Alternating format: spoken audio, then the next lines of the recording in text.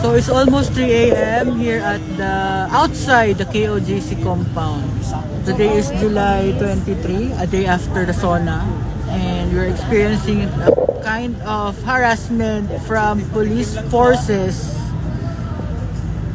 after KOJC was attacked on June 10. Bakit may police visibility at this hour? 3 a.m. Ba't may mga pulis dito? Anong plano naman nila?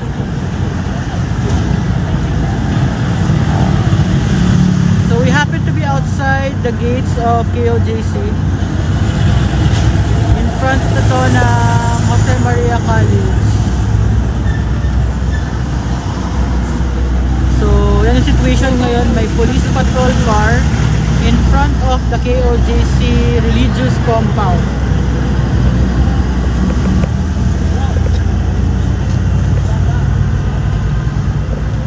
Ayaw nilang umalis. Some missionary workers, we're telling them na please wag naman dito sa harap namin kasi wala naman kaming ginawa. Wala naman kaming ginagawa sa kanilang masama. We're not doing anything illegal.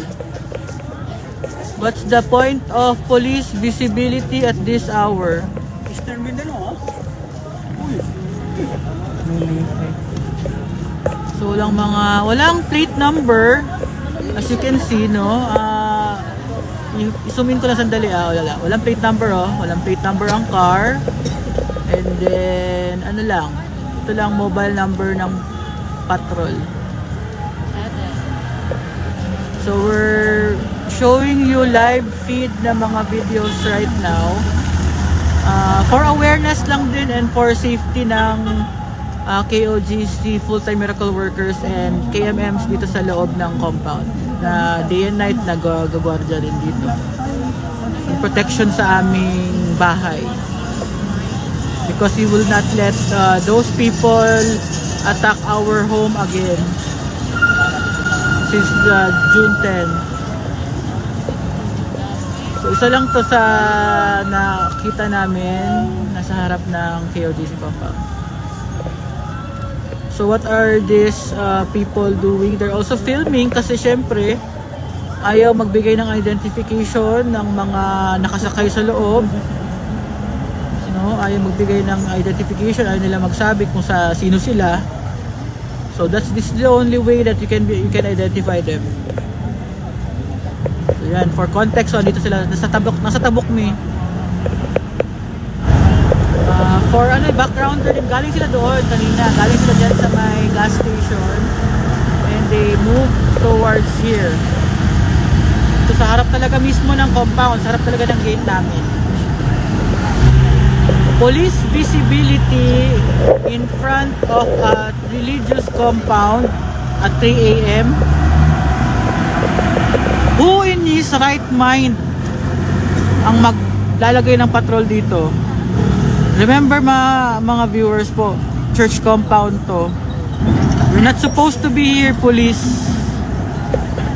Because we're a peace-loving people, a community of peace-loving people. So we're not letting these men go unless na mag-move sila.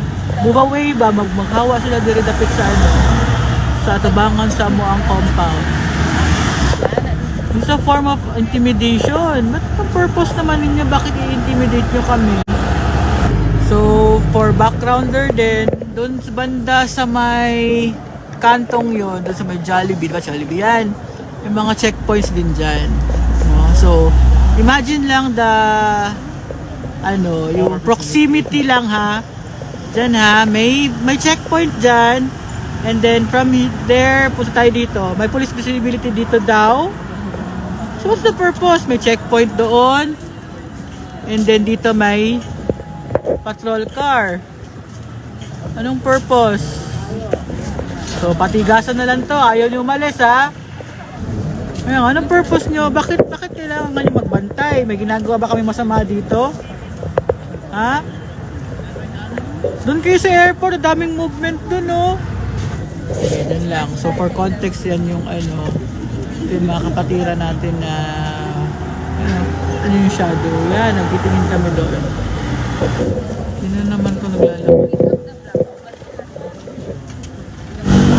So hanggang may video kami, document namin to. Uy, may upuan na.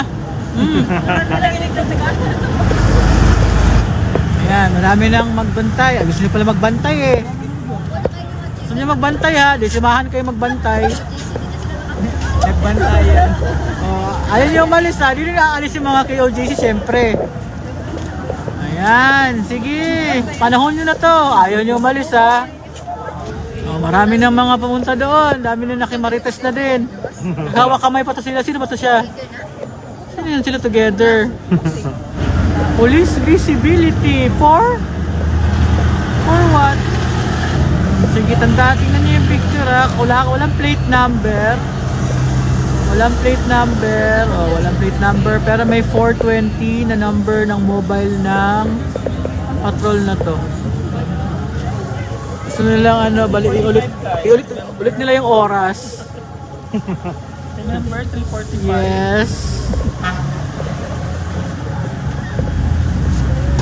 Hindi pa nila yung schedule nila, di ba? Dapat kasi Monday, dapat yan, di ba? Bakit ngayon? Kasi may sauna. Pinafreeze. Yan, para makita nyo. Nagmatigas talaga tong police patrol na to. Ayaw talaga umalis, oh. Yes, at the moment nila, stress sa kadlawon diri sa Davao. Ay, ganun, meeting. Ano meeting nila? So, those who have just tuned in, no, itong situation ngayon sa labas ng KOJC compound. 3 AM na dito sa Davao City. A day after the sauna. So, it's Tuesday morning here. And what you're seeing right now, live feed to. May nagpapatrol dito sa amin for police visibility daw. Police visibility sa harap ng church compound. Anong purpose nyo, police? May pang lalapit. Dami pang lalapit. Ito naka-Amerikano. Lawyers pala, lawyers. Ayan na yung mga lawyers ng KOJC. Sige! Ayan na, lapitan na sila ng lawyers ng KOJC. Mga associates ko ng KOJC Legal Counsel. Sila yung mga... Okay, ayan. So, dito na tayo. Dito tayo para makita nyo yung wider perspective. Kung makikisik-sik tayo dun. Diba? So, dito tayo. Okay, so yan situation ngayon, no? Diba, dami na po yung mga lumalapit doon sa patrol. Kasi ayaw nilang mag-identify kung sino sila at anong purpose nila. Sinabi lang nila police visibility, just that.